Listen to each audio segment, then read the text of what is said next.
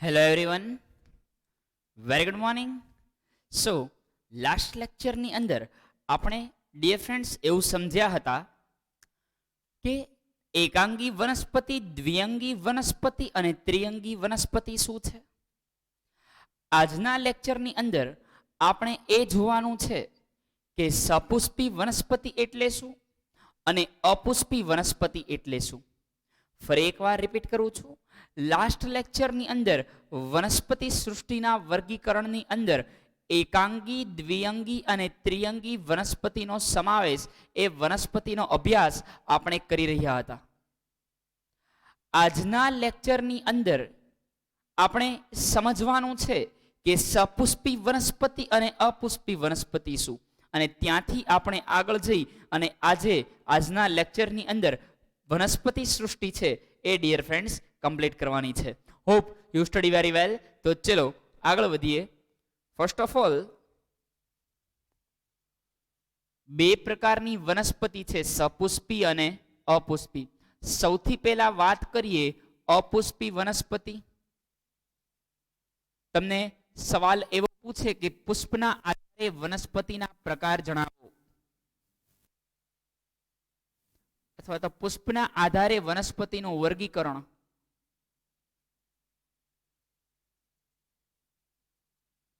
તો dear friends, બે પ્રકારના પ્રકાર જોયા. એ પૈકી સૌથી પહેલા જોઈએ અપુષ્પી વનસ્પતિ. હવે અપુષ્પી વનસ્પતિ એટલે શું? કે જે વનસ્પતિ તેના સમગ્ર જીવનકાળ દરમિયાન ક્યારેય પુષ્પ ઉત્પન્ન ના કરે, તો આવી વનસ્પતિને અપુષ્પી વનસ્પતિ તરીકે ઓળખવામાં આવે છે. ફરી એકવાર, જે વનસ્પતિ પોતાના સમગ્ર જીવનકાળ દરમિયાન પુષ્પ ઉત્પન્ન ના કરે, તો આવી વનસ્પતિને અપુષ્પી વનસ્પતિ કહીએ છીએ. જે અત્યાર સુધી આપણે ભણ્યા હતા, લાઈક એકાંગી, દ્વિઅંગી અને ત્રિઅંગી. ફરી એકવાર, અત્યાર સુધી આપણે જેટલી વનસ્પતિઓ ભણ્યા છીએ વનસ્પતિ સૃષ્ટિની અંદર, એ દરેક પ્રકારની વનસ્પતિ એ સંપૂર્ણપણે અપુષ્પી વનસ્પતિ છે. ક્લિયર? તો અપુષ્પીની વ્યાખ્યા લખીએ.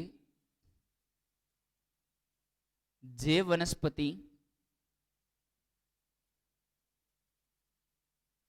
સમગ્ર જીવનકાળ દરમિયાન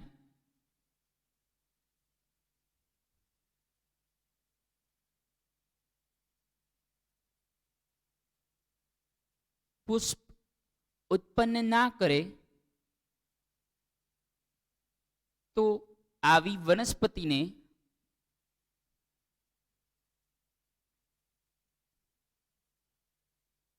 અપુષ્પી વનસ્પતિ તરીકે ઓળખવામાં આવે છે. ઉદાહરણ તરીકે આપણે જોયેલું છે એકાંગી, દ્વિઅંગી અને ત્રિઅંગી વનસ્પતિ. એક્ઝામ્પલ આપણે જોઈએ તો એકાંગી વનસ્પતિ,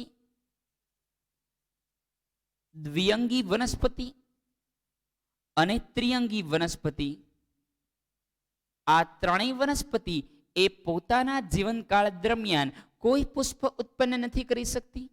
એટલે કે આ સંપૂર્ણપણે અપુષ્પી વનસ્પતિ છે. આ સંપૂર્ણપણે કેવી વનસ્પતિ છે? અપુષ્પી વનસ્પતિ છે. સમજો છો વાતને? તો સપુષ્પી એટલે શું અને સપુષ્પી હવે પછી આપણે આગળ ભણવાના છીએ. હવે આગળ આપણે સપુષ્પી તરફ જઈએ. તો ડિયર ફ્રેન્ડ્સ, વાત કરીએ સપુષ્પી વનસ્પતિની. તો જે સપુષ્પી વનસ્પતિ છે એની વ્યાખ્યા આની ઉપરથી બનાવી શકાય કે જે વનસ્પતિ પોતાના જીવનકાળ દરમિયાન પુષ્પ ઉત્પન્ન કરે છે. જે વનસ્પતિ પોતાના જીવનકાળ દરમિયાન પુષ્પ ઉત્પન્ન કરે, તો આવી વનસ્પતિને સપુષ્પી વનસ્પતિ તરીકે ઓળખવામાં આવે છે. ઓલરાઈટ, તો હવે વાત કરીએ સપુષ્પી વનસ્પતિ.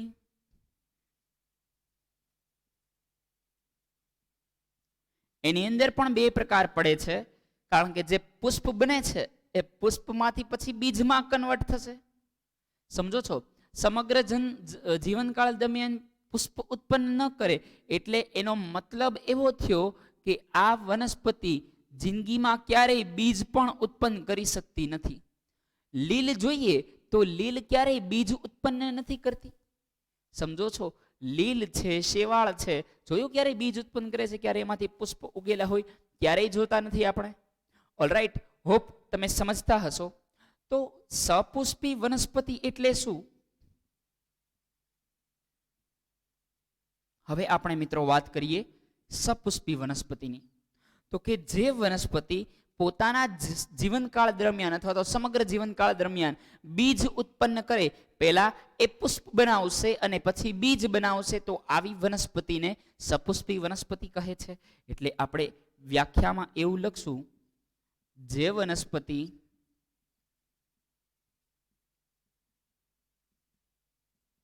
પોતાના જીવનકાળ દરમિયાન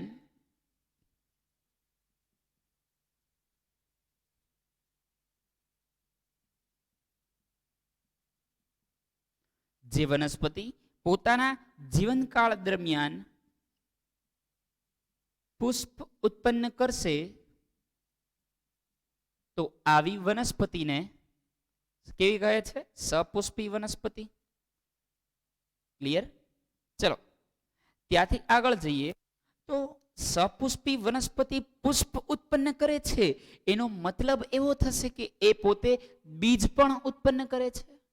સપુષ્પી વનસ્પતિ પુષ્પ ઉત્પન્ન કરે છે, એનો મતલબ કે એ પોતે બીજ પણ ઉત્પન્ન કરે છે.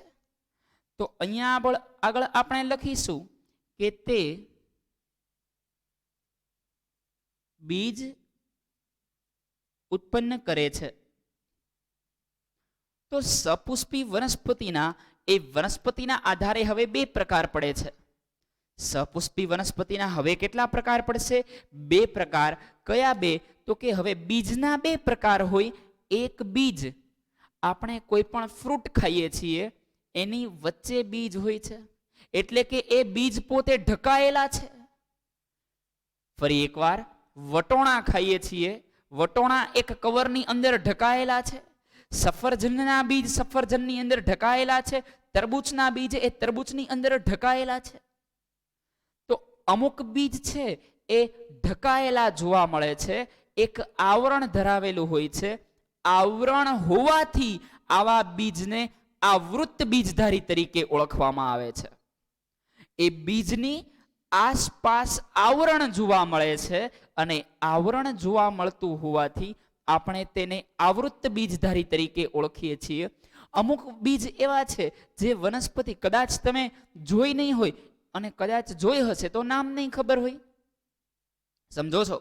તો આવી વનસ્પતિના બીજ ખુલ્લા જોવા મળે, નગ્ન જોવા મળતા હોય, એની આજુબાજુ કોઈ કવર ન જોવા મળતું હોય. તો જે વનસ્પતિના બીજ છે એ મિત્રો આપણને ખુલ્લા જોવા મળે, તો આવી વનસ્પતિને અનાવૃત બીજધારી તરીકે ઓળખવામાં આવે છે. સમજો છો તફાવત આવૃત બીજધારી અને અનાવૃત બીજધારી વચ્ચેનો? ઓકે, તો બીજ બની ગયા પછી ફરીવાર બે પ્રકાર પડે છે. કયા કયા? આવૃત અને અનાવૃત. તો સપુષ્પી વનસ્પતિની ડિફરન્સ આપણે વાત કરીએ.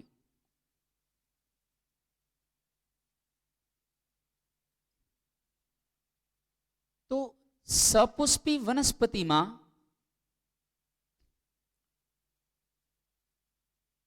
બે પ્રકાર પડશે. એ બંને પ્રકાર છે આવૃત અને અનાવૃત. પહેલા આપણે લખીશું અનાવૃત બીજધારી, અને પછી આપણે લખીશું ડિયર ફ્રેન્ડ્સ આવૃત બીજધારી.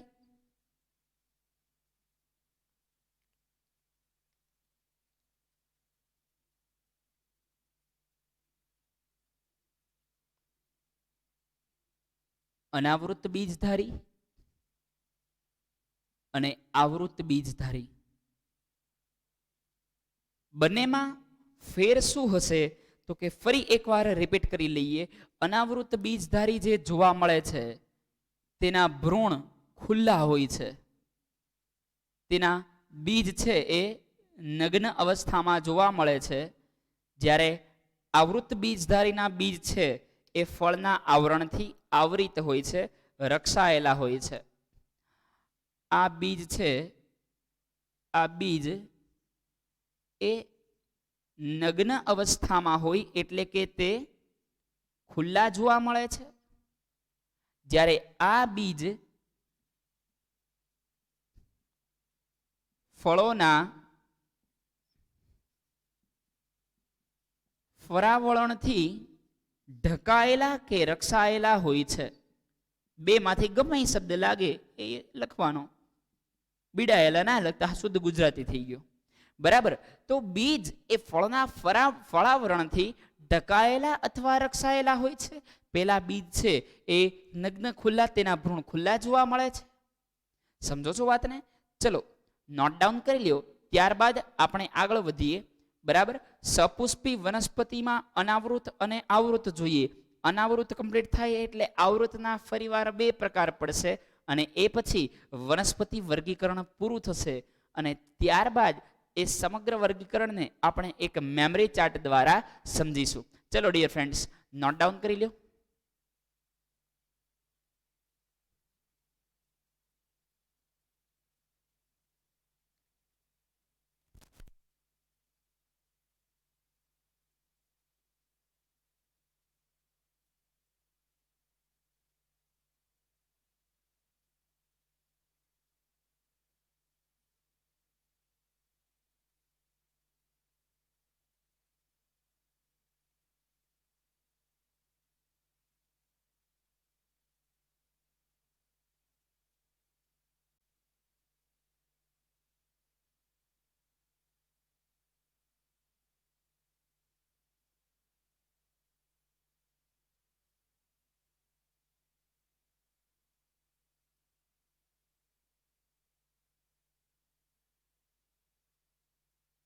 ચલો ડિયર ફ્રેન્ડ્સ, હોપ કે લખાઈ ગયું હશે. તો આપણે જઈએ આગળ. હજી આની અંદર જો ડીપમાં જવું હોય તો અહીંયા આગળ હજી એક એવી વસ્તુ લખી શકાય કે આ રક્ષાયેલા હોય છે. તફાવત પૂછો હોય તો કામ લાગે. જ્યારે આ છે એ રક્ષાયેલા કે ઢકાયેલા હોતા નથી. ક્લિયર? આ બીજ નગ્ન હોય છે, આના બીજ ખુલ્લા હોય છે. જ્યારે અપુષ્પી વનસ્પતિ છે ને, આના ભ્રૂણ ખુલ્લા જોવા મળે છે. આનું ભ્રૂણ કેવું જોવા મળે છે? ખુલ્લું જોવા મળે છે. હવે મિત્રો, ભ્રૂણ જ ખુલ્લા હોય તો બીજ કઈ રીતે બનશે? એનું ભ્રૂણ એટલે બીજ બનવું એટલે એક ગર્ભની અંદર, જે પ્રાણીમાં ગર્ભની અંદર બાળકનું નિર્માણ થાય છે એમ વનસ્પતિમાં બીજનું નિર્માણ થાય છે. હવે ભ્રૂણ ખુલ્લું છે, વનસ્પતિ જે અપુષ્પી વનસ્પતિ છે એનું ગર્ભ ખુલ્લું છે, તો એની અંદર કોઈ પ્રકારના બીજનું નિર્માણ નહીં થઈ શકે. સમજો છો? એટલે આના ફરી એકવાર આના ભ્રૂણ કેવા જોવા મળે છે? ખુલ્લા જોવા મળે છે. કોની? આ અપુષ્પી વનસ્પતિની વાત કરું છું. આના બીજ નગ્ન જોવા મળે છે, આના ભ્રૂણ ખુલ્લા જોવા મળે છે. પછી મિત્રો કેવું હોય તો એમ લખી શકાય કે આના પ્રજનન અંગો છે એ પ્રજનન અંગો સંપૂર્ણપણે અપ્રત્યક્ષ હોય છે. અપ્રત્યક્ષ એટલે શું? પ્રજનન અંગો હોય તો પણ એ પ્રોપર વર્ક નથી કરી શકતા. એટલે આને અપ્રત્યક્ષ પ્રજનન અંગો વાળી વનસ્પતિ કહેવામાં આવે છે. એટલે કે જે મેલ અને ફિમેલ ભેગા થઈ, વનસ્પતિમાં પણ લિંગી પ્રજનન, એમાં પણ મેલ પાર્ટ અને ફિમેલ પાર્ટ હોય, પુંકેસર અને સ્ત્રી કેસર હોય. તમે ધોરણ નંબર 8 ની અંદર મનુષ્યના પ્રજનન તંત્રમાં શુક્રકોષ અને અંડકોષ ભેગા થઈ અને જે ફલિતાંડ સ્ટડી કરી ગયેલા હતા, સેમ વે આમની અંદર વનસ્પતિની અંદર લિંગી પ્રજનનમાં એ જ વસ્તુ થાય છે. પુંકેસરની નો મેલ પાર્ટ અને સ્ત્રી કેસરનો ફિમેલ પાર્ટ ભેગા મળી અને બીજનું નિર્માણ કરે છે. પરંતુ અહીંયા ભ્રૂણ તો ખુલ્લા છે, તો બીજ નિર્માણ થવાનો કોઈ ઓપ્શન જ નથી આવતો. સમજાય છે વાતને? તો એ બીજ નિર્માણ ન થઈ શકે. આથી આને અપ્રત્યક્ષ અંગો વાળી વનસ્પતિ, અથવા તો એવું કહી શકાય કે આ કોઈ પ્રકારનો બીજ ઉત્પન્ન કરતી નથી હોતી. ક્લિયર? ચલો, બોક્સ નોટ છે, તફાવત છે, મારી લ્યો 10 સેકન્ડ ઊભો છું, પછી ઇરેઝ કરી અને ડિયર ફ્રેન્ડ્સ આપણે આગળ વધીએ.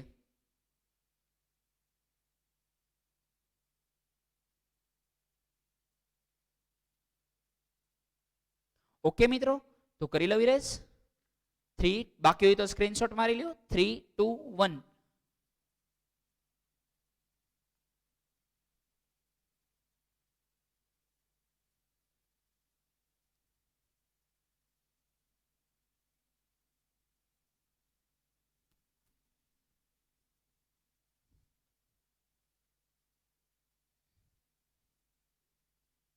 તો ચલો હવે આગળ વધીએ આપણે.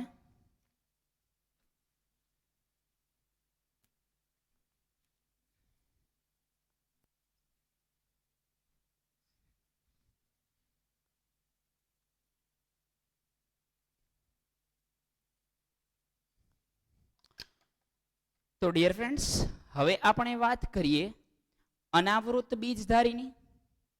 શેની વાત કરીએ છીએ? અનાવૃત બીજધારી.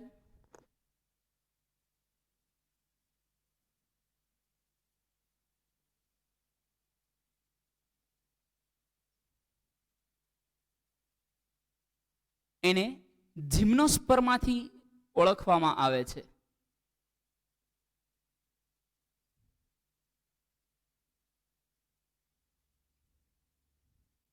જીમ્નો એટલે કે ખુલ્લા અને સ્પર્મા એટલે કે બીજ. ખુલ્લા બીજ ધરાવતી વનસ્પતિ એટલે જિમ્નોસ્પર્મા. જીમ્નનો મીનિંગ એવો થાય કે તે ખુલ્લા છે અને આનો મતલબ થાય બીજ. એટલે કે ખુલ્લા બીજ ધરાવતી વનસ્પતિને કેવી વનસ્પતિ તરીકે ઓળખવામાં આવે છે? અનાવૃત બીજધારી વનસ્પતિ. તો તમને હમણાં વાત કરી એમ કે આ વનસ્પતિમાં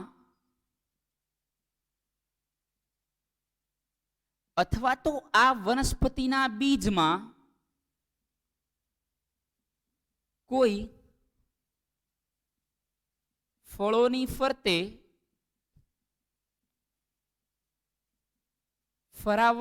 ફળાવરણ હોતું નથી.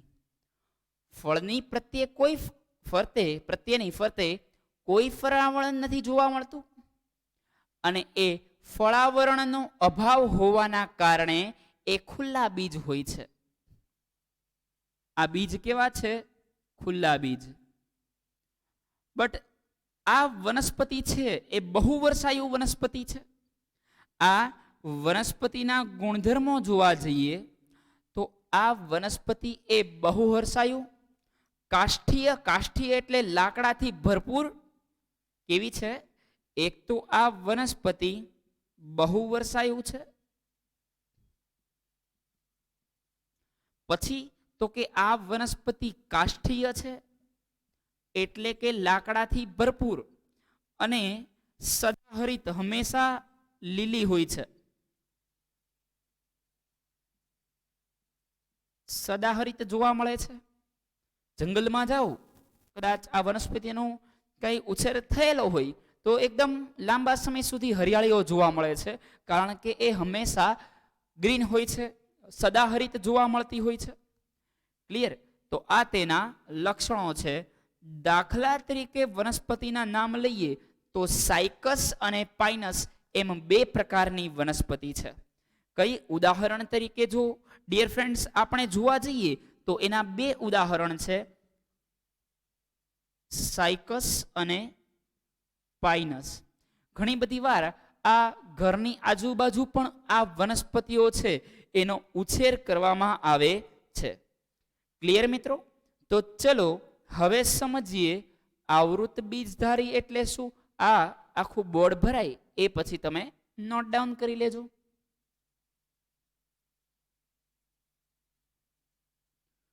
તો હવે આપણે નવો હેશટેગ મારીએ, આવૃત બીજધારી. અનાવૃત આવડે તો આવૃત આવડશે જ તે, પણ આવૃતના ફરીવાર બે પ્રકાર પડે છે. Let's see. ચલો ડિયર ફ્રેન્ડ્સ, હમણાં આપણે જોઈએ. ચલો સૌથી પહેલા તો આવૃત બીજધારી એટલે શું કે જે બીજ એ ફળોના ફળાવરણથી રક્ષાયેલા હોય તો આવી વનસ્પતિને આવૃત બીજધારી તરીકે ઓળખવામાં આવે છે. ફરીવાર, જે વનસ્પતિના બીજ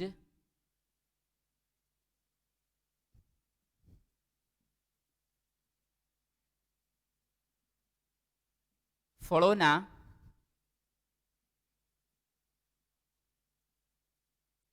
ફળાવરણથી રક્ષાયેલા હોય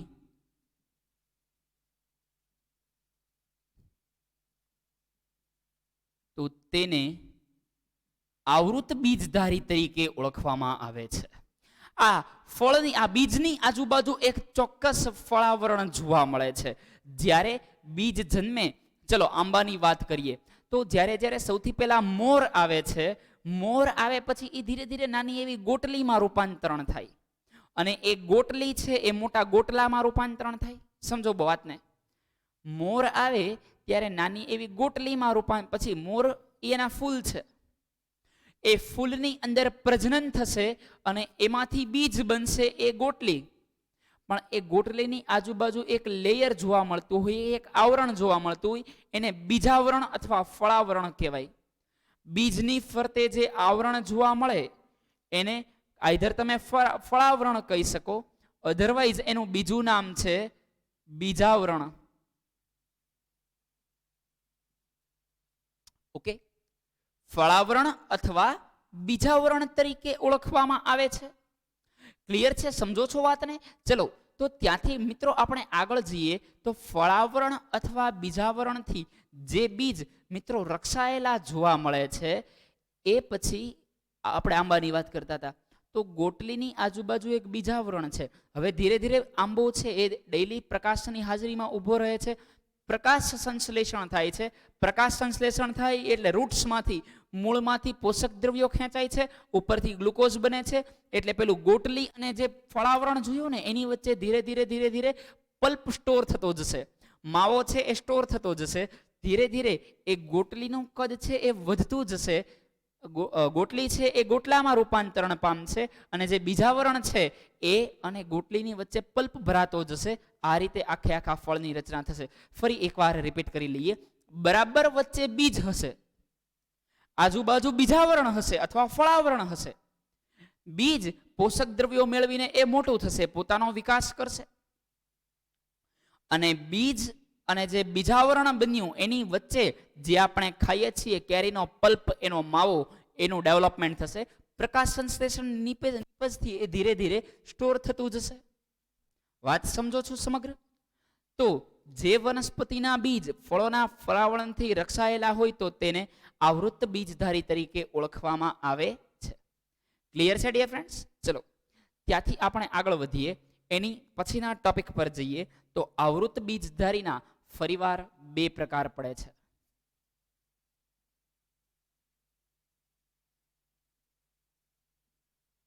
આવૃત બીજધારીના કેટલા પ્રકાર પડે છે? બે પ્રકાર. ચલો સમજીએ કયા બે પ્રકાર પડે છે. તો સૌથી પહેલા છે એક બીજપત્રી અને બે દ્વિબીજપત્રી. આવૃત બીજધારી એટલે કે જે આવરણ ધરાવે છે એ આવરણ ધરાવતી વનસ્પતિ બે પ્રકારની છે. એક બીજપત્ર ધરાવતી વનસ્પતિ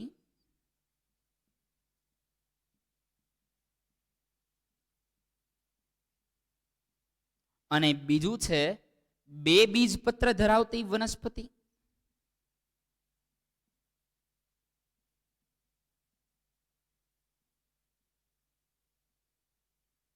જે એક બીજપત્ર ધરાવે છે એ એક બીજપત્ર ધરાવતી વનસ્પતિને એકદળી વનસ્પતિ તરીકે ઓળખવામાં આવે છે.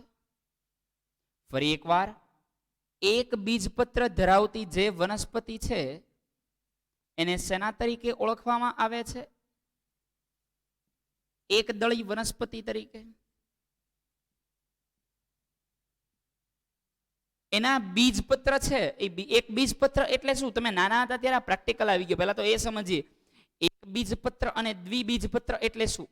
તો કે પેલો સિંગનો દાણો હોય, સિંગનો શું ચણાનો દાણો હોય, એની ઉપર હથોડી મારો તો બે ભાગ થાય, તો આને દ્વિબીજપત્ર કહેવાય, આને દ્વિદળી કહેવાય. અને ઘઉંનો દાણો લઈને હથોડી મારો તો ભૂકો થઈ જાય, આને એકદળી કહેવાય. સમજો છો એકદળી અને દ્વિદળી વચ્ચેનો તફાવત? જેના એક સરખા બે ભાગ થાય, ઓલમોસ્ટ બધા કઠોળ. તો દરેક પ્રકારના કઠોળ છે એ દ્વિદળી છે, દરેક પ્રકારના કઠોળ એ કેવા છે? દ્વિદળી છે. દરેક પ્રકારનું અનાજ એ એકદળી છે. ઓલરાઈટ, તો અહીંયા આગળ લખશું એકદળી વનસ્પતિ, અહીંયા આગળ લખશું દ્વિદળી વનસ્પતિ.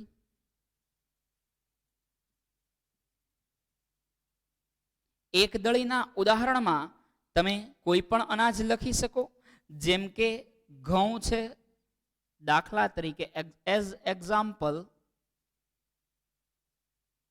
ઘઉં છે, મકાઈ છે વગેરે કોઈ પણ એક્ઝામ્પલ લઈ શકો. બે બીજપત્ર ધરાવે છે એ બે બીજપત્રની વાળાની વાત કરીએ તો બે બીજપત્ર વાળામાં કોણ આવશે તો કે મગ, વાલ વગેરે, સૂર્યમુખી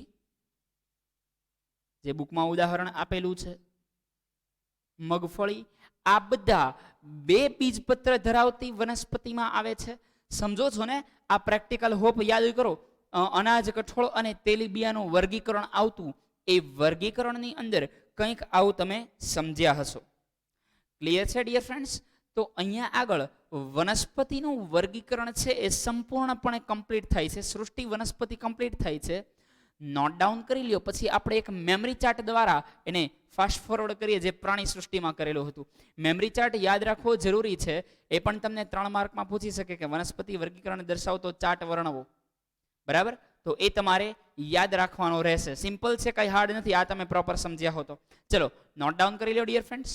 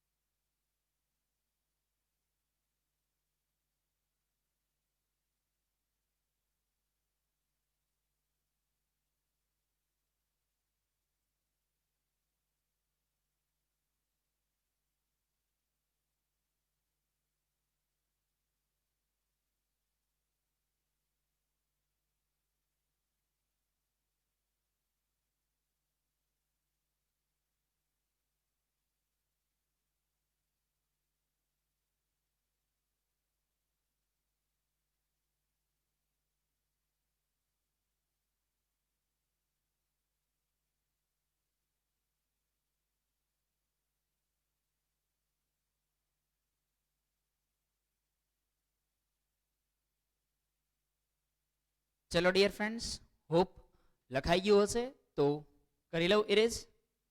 બાકી હોય તો સ્ક્રીનશોટ મારી લ્યો.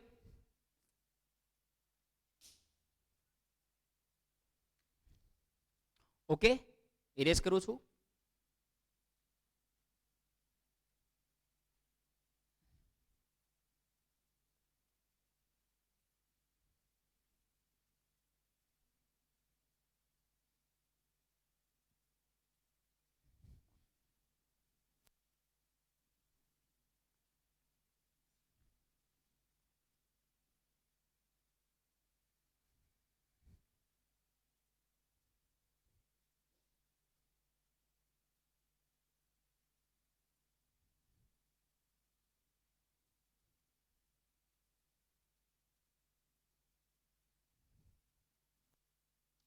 ચલો ત્યારે વધીએ આગળ.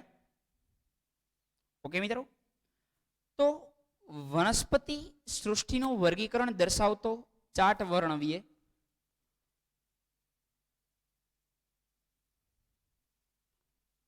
વનસ્પતિ સૃષ્ટિ વર્ગીકરણ દર્શાવતો ચાર્ટ.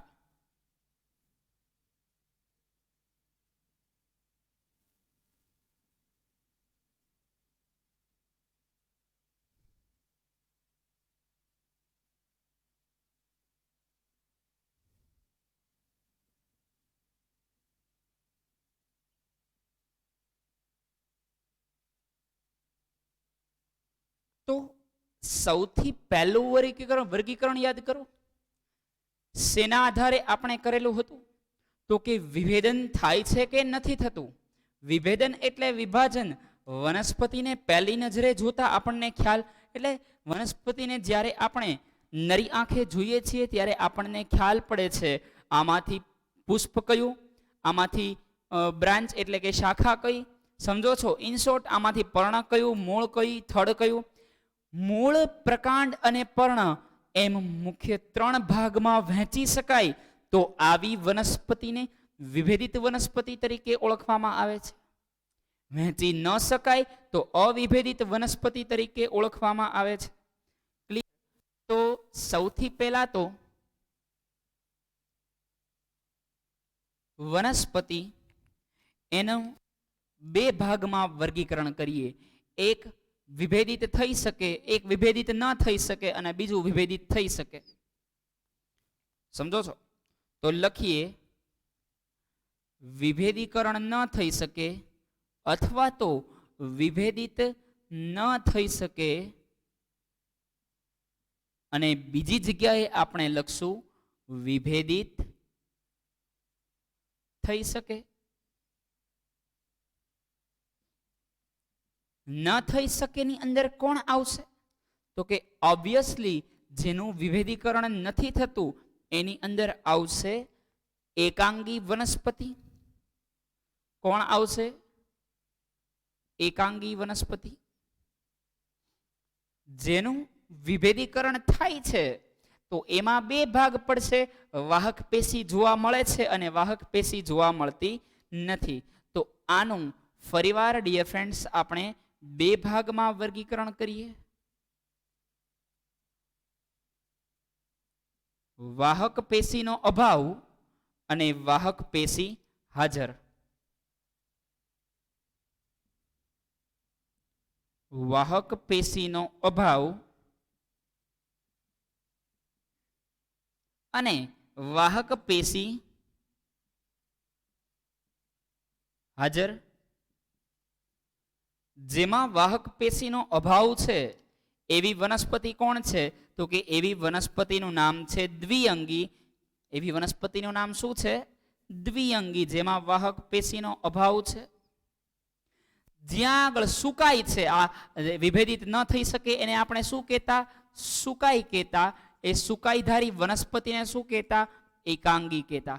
હોપ યાદ આવતું હશે બધું? યાદ આવે છે? એકાંગીના ઉદાહરણમાં પેલી બધી લીલ લીધી હતી, આલ્વા અને કારા ને સ્પાયરોગાયરા. યાદ કરો આવી આલ્વા, કારા. આની અંદર રિક્સિયા, માર્કેન્સિયા અને મોસ લીધેલી. એક એક એક્ઝામ્પલ લખું છું તમારી માટે. જેમાં વાહક પેશી હાજર છે એના ફરીવાર બે ભાગ પડતા હતા. એક પુષ્પ ઉત્પન્ન કરી શકે અને બીજું પુષ્પ ઉત્પન્ન ન કરી શકે. તો જેમાં વાહક પેશી હાજર છે એના બે ભાગ પડે છે. કયા બે ભાગ? તો કે પુષ્પ ઉત્પન્ન કરી શકે અને ના કરી શકે. બરાબર. પુષ્પની બદલે બીજ રાખીએ તો વધારે બેટર રહેશે, કારણ કે અત્યાર સુધી પુષ્પ રાખો, બીજ રાખો, બંને એક જ છે. ક્લિયર? ચલો હવે એવું એના આધારે વર્ગીકરણ કરીએ કે પુષ્પ ઉત્પન્ન ન કરી શકે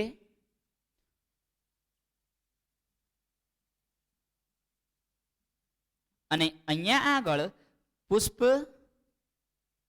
પુષ્પાનયો પુષ્પ ઉત્પન્ન કરી શકે.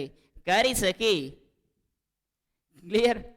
તો પુષ્પ ઉત્પન્ન ના કરી શકે એવી વનસ્પતિમાં કોણ આવશે? તો કે અપુષ્પી વનસ્પતિ. કોણ વધી? તો કે ત્રિઅંગી. સમજો છો? આમાં કોણ વધ્યું છે?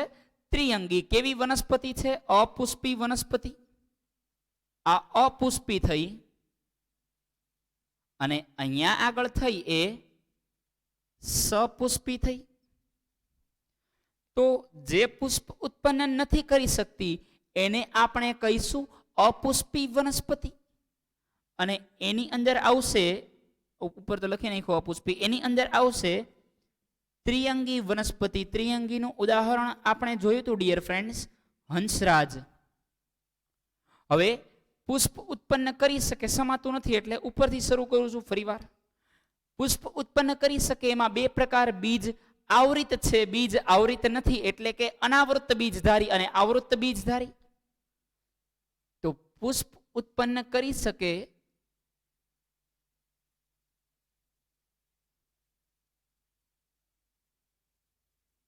એના ડિયર ફ્રેન્ડ્સ બે ભાગ પડે છે. કયા કયા? તો કે તેના બીજ છે એ ઢકાયેલા છે કે ખુલ્લા છે? એકમાં બીજ ઢકાયેલા જોવા મળશે અને બીજામાં બીજ છે એ ખુલ્લા જોવા મળશે. ખુલ્લા એટલે કે એમાં આવરણનો અભાવ હોય છે બીજ ખુલ્લા હોય છે અને બીજ ઢકાયેલા હોય છે. મારી પાસે જગ્યા નથી એટલે તમે બીજું લખજો. બીજ રક્ષાયેલા હોતા નથી, બીજ બીજાવરણથી રક્ષાયેલા હોય છે. બરાબર? આની સાથે બીજા અને અહીંયા લખજો, બીજ ખુલ્લા હોય છે અથવા બીજ રક્ષાયેલા હોતા નથી, બીજ ઢકાયેલા હોય છે એટલે કે બીજ રક્ષાયેલા જોવા મળે છે. હવે મિત્રો, બીજ ખુલ્લા જોવા મળે એટલે એ કઈ વનસ્પતિ થઈ? તો કે ઓબ્વિયસલી એ થઈ અનાવૃત બીજધારી, અને પહેલી થશે આવૃત બીજધારી. અનાવૃત બીજધારી અને આવૃત બીજધારી. અનાવૃત બીજધારીના ઉદાહરણમાં તમે લખી શકો છો કે રિક્સિયા, સાયકસ અને પાઇનસ. આવૃત બીજધારીના ફરીવાર બે પ્રકાર પડશે, એક બીજપત્ર અને દ્વિબીજપત્ર, એક દળી અને દ્વિદળી. તો આવૃત બીજધારીના બે પ્રકાર,